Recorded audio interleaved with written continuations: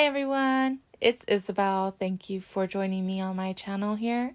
Today we are scrapping a photo of my beautiful dog.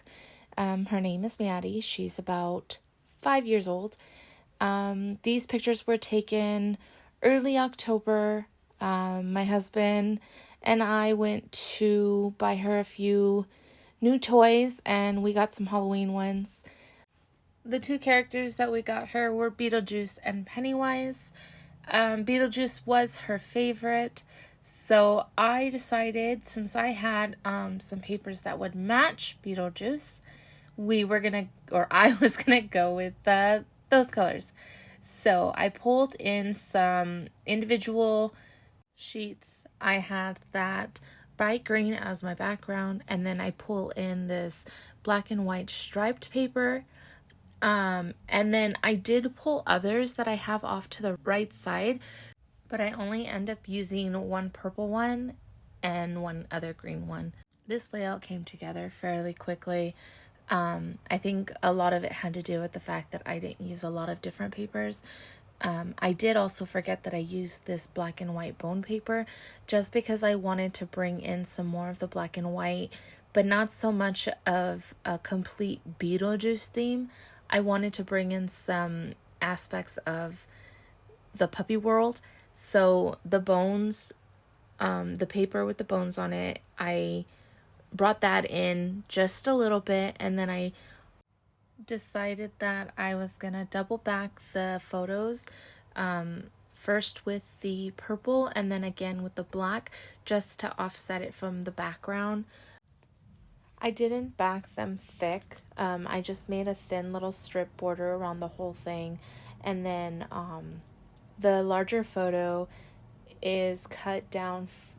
It's a 4 by 5.5. And then the smaller photo is a 3.5 by 3.5.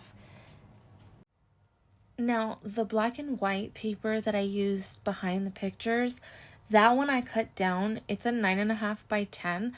I fiddled with it for a while because I wasn't sure how I was going to do this layout, especially with both pictures being different sizes. I was trying to play with it to make it appealing to the eye, and I hope I did well with it, at least when I finally get it all down. I like how it turns out. I guess that's all that matters, right? You like your own work. So these papers that I'm cutting here, the purple one is 3" by 12, and then the bone paper that I cut is a 1.5" by 12. This green strip right here is a 1/2" by 12, and then once I put it down, I realized that the black was kind of, because it's so dark and the purple so dark, it needed something behind it. So I pulled in, you can't see it on video, you guys, but it is it's like a green swirl paper. You'll see it in the close-ups.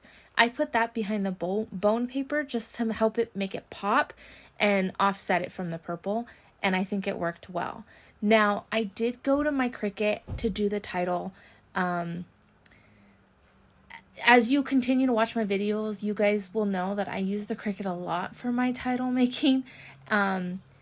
I play with it here and there when I make my embellishments, but I more excuse me, I more so go to it for the fonts and the offsetting and making just different titles. Oh, pardon me, you guys, I am getting over a cold. I'm trying to get through these voiceovers. I'm falling behind. I've been resting and trying to get my energy back up, but still finding time to scrap here and there. But back to the layout. I get the title up. First, I cut it in, I offset it with the black, and I didn't like how it looked, just because there was a lot of black. Like, I was already introducing a lot of black to the design. So I wanted to bring the purple that I had on the bottom to the top, and then that's when I went back and offset the title with the purple background. I bring in some purple acrylic paint and black acrylic paint. I just put a little bit of water, and then I grabbed my small paintbrush just to do like, I wanted to do very small little splatters. Like, I didn't want it to be too dramatic. So I figured by using the smaller brush, it would give me these smaller drips, which it worked out. But after I did it, I kind of wish I would have used a bigger one just because they're so small. It literally, like, it looks like I took a marker and just dotted my paper all the way around. So next time I'll go bigger and we'll see what we can achieve with that. But for this layout, I actually think that it brings a little bit of character to it.